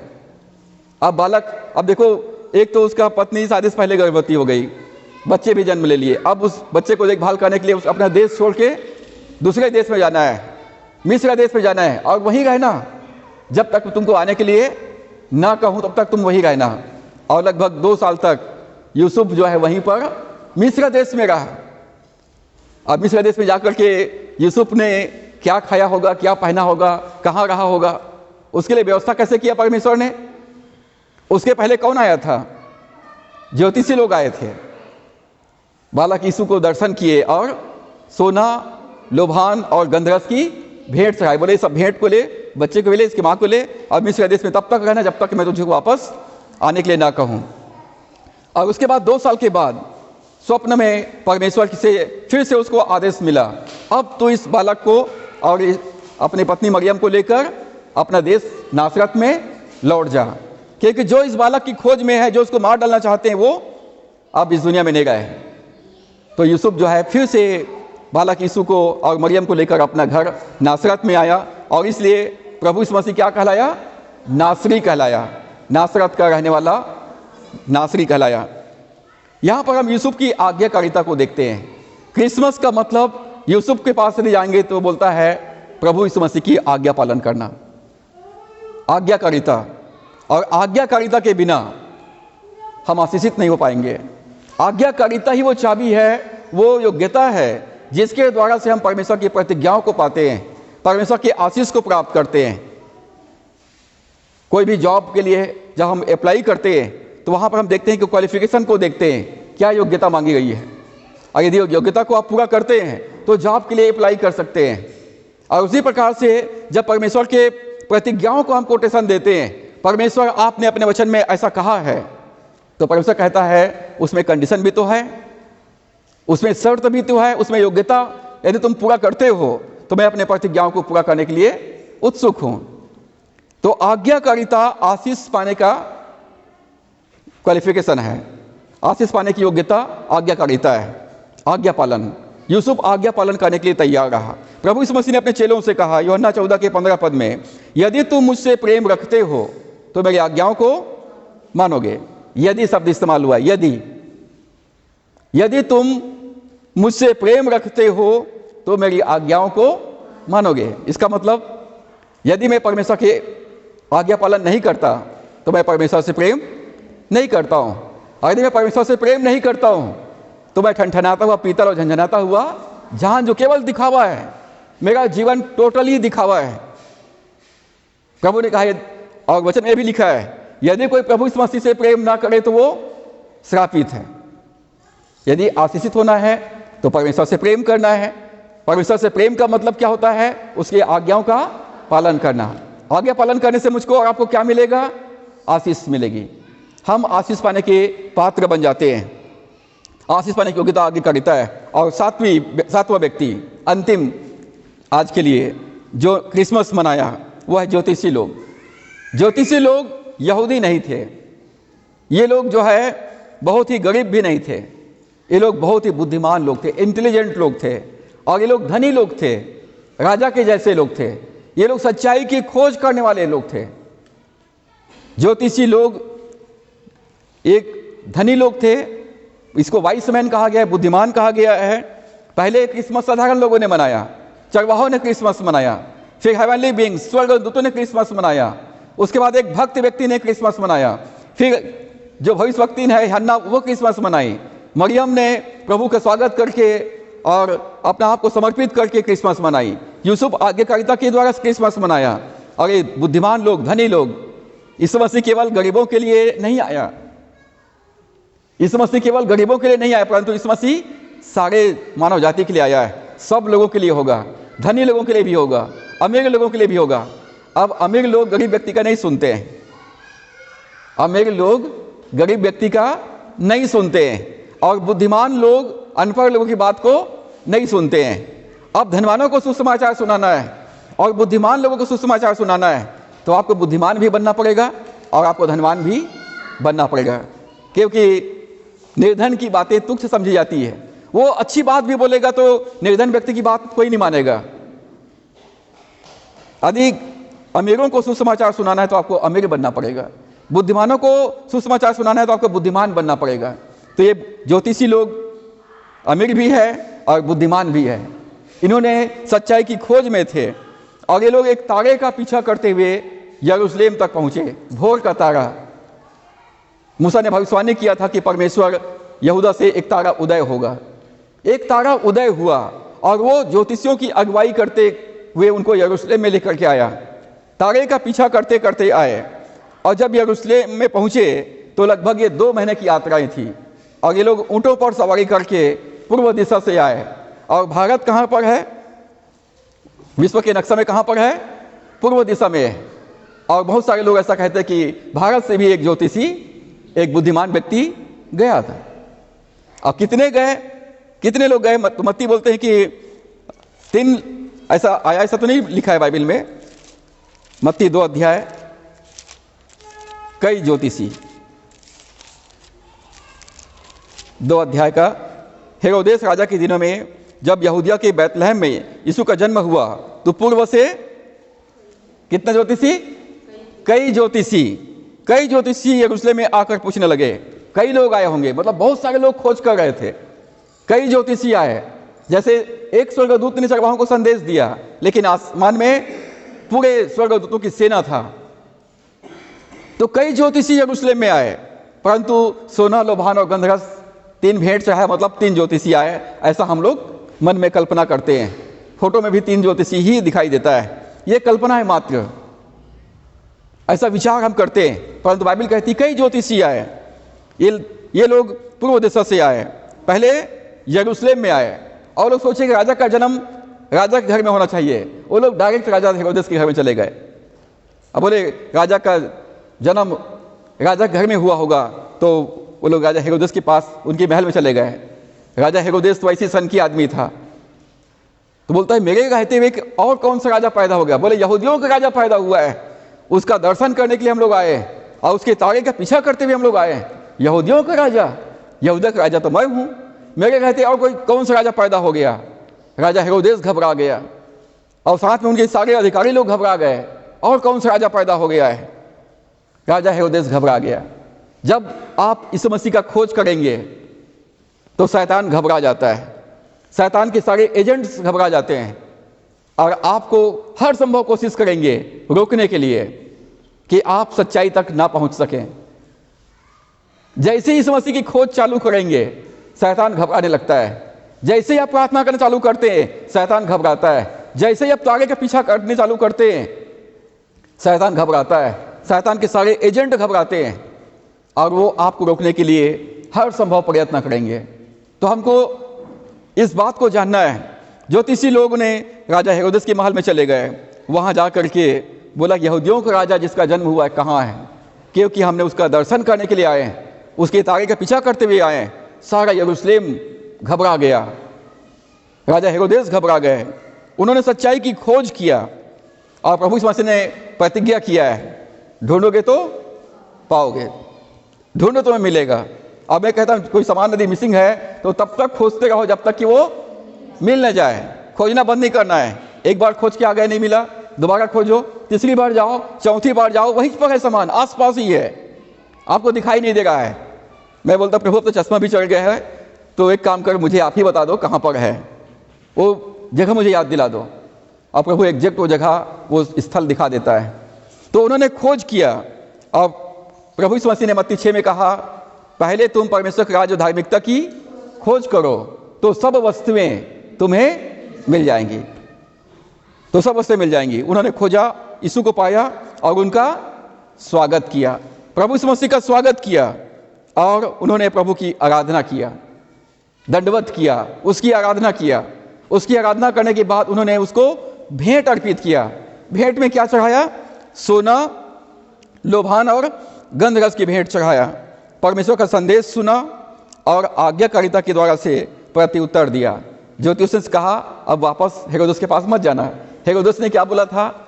यदि तुमको मिल जाएगा तो मुझे भी आकर के बताना, ताकि जाकर मैं भी उसको दंडवत करूं। कपट, मन में कपट रखा हुआ है और मुंह से बोलता है मैं भी यीशु मसीह की आराधना करने वाला हूं, मैं भी आराधना करने के लिए जाऊंगा। लेकिन वो आराधना करने वाले जब ज्योतिषी लोग उनके पास में नहीं गए तो क्या किया उसने? आसपास के सारे यहूदिया के आसपास के 2 साल के बच्चों को मरवा डाला। ऐसे कपटी लोगों से सावधान रहना है। ज्योतिषियों को कहा गया कि तुम लोग हेरोदेस के पास मत जाओ, दूसरे रास्ते से अपना देश लौट जाओ। उनका जीवन बदल गया, उनका रास्ता बदल गया। जब से यीशु आया मेरा जीवन बदल गया। ज्योतिषियों के पास एक उद्देश्य था, एक मकसद था। जीवन का एक मकसद होना चाहिए। हम लोग इस संसार में को जब छोड़ देंगे तो क्या क्या लेके जाएंगे? इस संसार से क्या क्या लेके जाएंगे? खाली आए थे और खाली जाएंगे। परमेश्वर के पास से आए, परमेश्वर के पास ही वापस लौट जाएंगे। और इस संसार में रहते हुए हम लोग ऐसा जीवन जीते हैं जैसे हमेशा रहने वाले हैं और हम सब कुछ लेके जाने वाले हैं। तो इस संसार में रहते हुए हमारे जीवन का एकमात्र मकसद होना चाहिए, परमेश्वर हमारे जीवन से प्रसन्न हो, परमेश्वर की महिमा हो। हेरोदेस समस्याओं में पड़ गया। धार्मिक अगुओं के पास भविष्यवाणी था, उनको मालूम था कि यहूदिया के बैतलहम में मसीहा का जन्म होगा, परंतु वो लोग इस मसीह को नहीं जान पाए, नहीं पहचान पाए। आज क्रिश्चियनों के पास बाइबल है, लेकिन सबसे ज्यादा अज्ञानता क्रिश्चियन लोगों में है।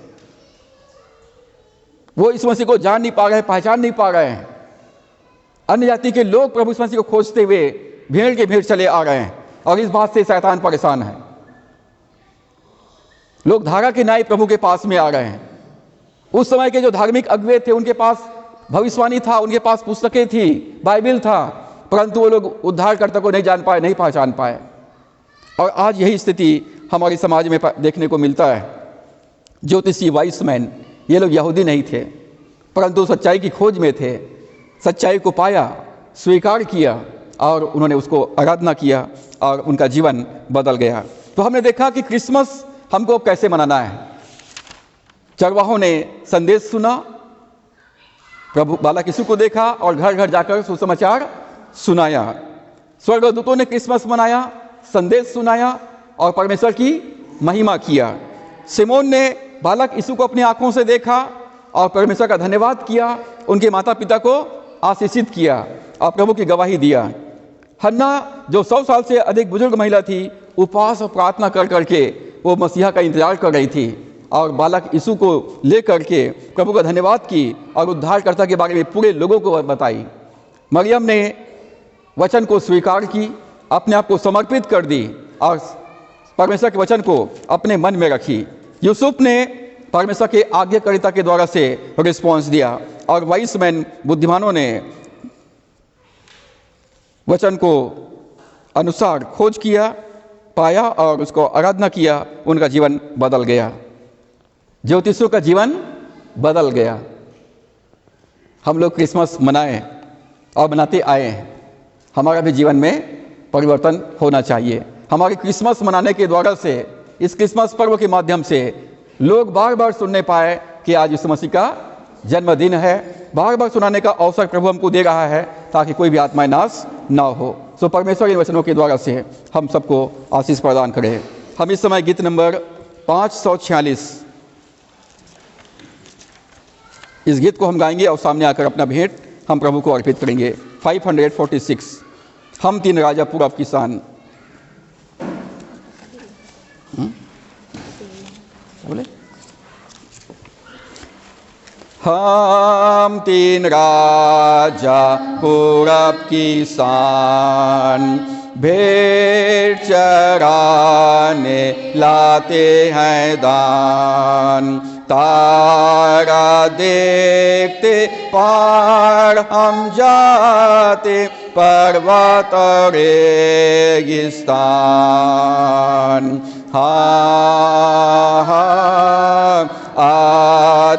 तारा चलनेहारा सुंदर तारा चमकदार आगे बढ़ता ऊपर चढ़ता जब तक होवे नूर का द्वार।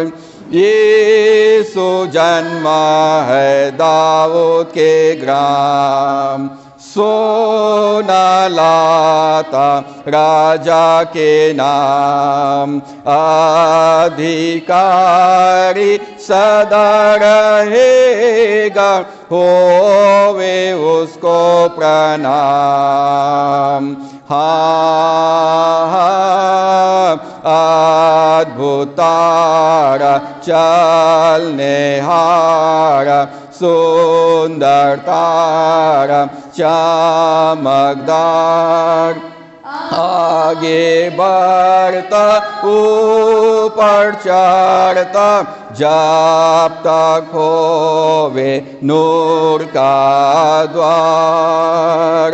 हो आराधना पुत्र महान पास में लाता मूल्य लोभान प्रार्थना स्तुति महिमा उसकी जगत में होवे मान।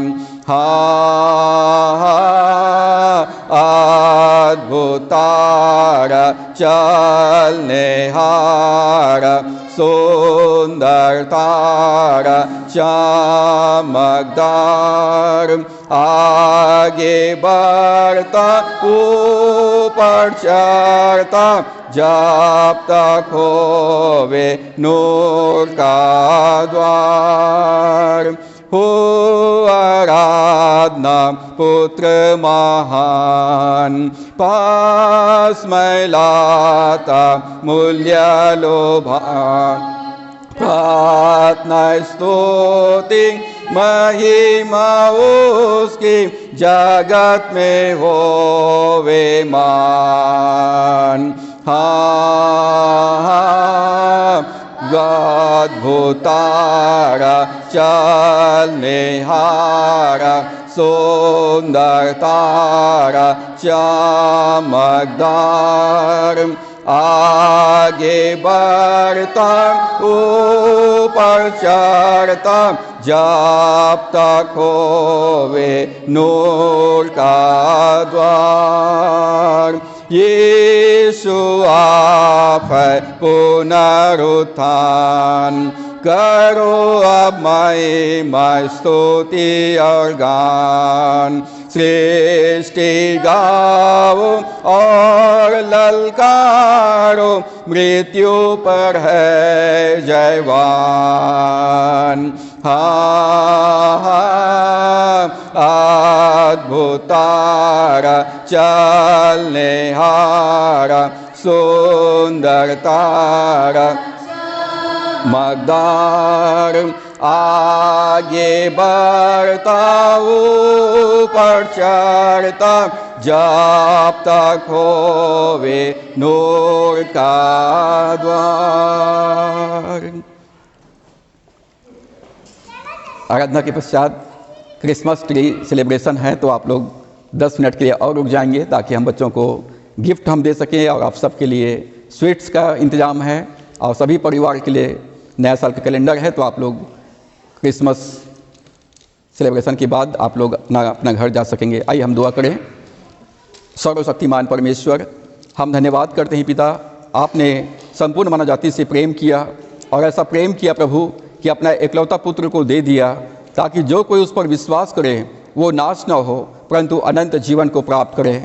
धन्यवाद करते हैं पिता, हमारे लिए एक उद्धारकर्ता ने जन्म लिया, हमारे लिए एक बालक उत्पन्न हुआ, हमें एक पुत्र दिया गया और उसका नाम अद्भुत, युक्ति करने वाला, पराक्रमी परमेश्वर और अनंत काल का पिता है।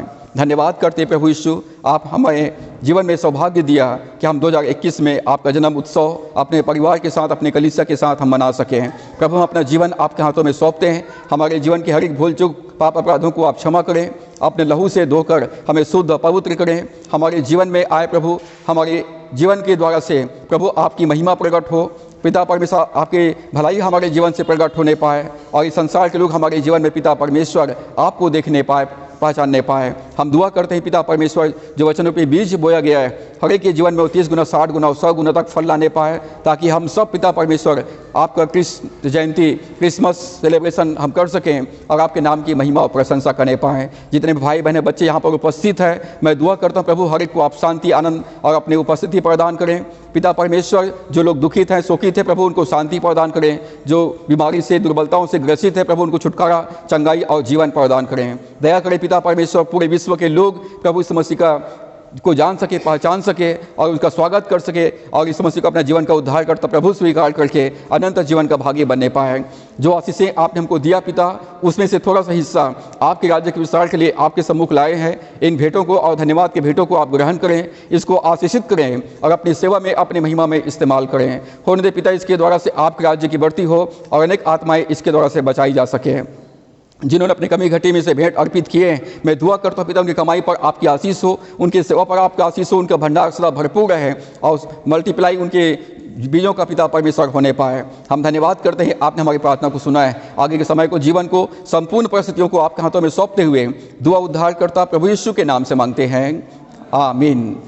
अब हमारे परमेश्वर पिता का प्रेम, प्रभु यीशु मसीह का अनुग्रह, परमेश्वर की आत्मा की संगति और सहभागिता हर एक मसीह विश्वासियों के जीवन में अब से लेकर युगान युग तक होती रहे, आमीन। धन्यवाद धन्यवाद धन्यवाद,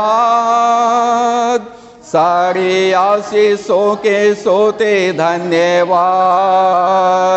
धन्यवाद धन्यवाद धन्यवाद, सारी आशीषों के सोते धन्यवाद। सारी आशीषें आती ऊपर से, धन्यवाद धन्यवाद धन्यवाद, सारी आशीषों के सोते धन्यवाद। बड़ा दिन, हैप्पी हैप्पी, आप सबको बड़ा दिन मुबारक हो। कृपया बैठ जाइए और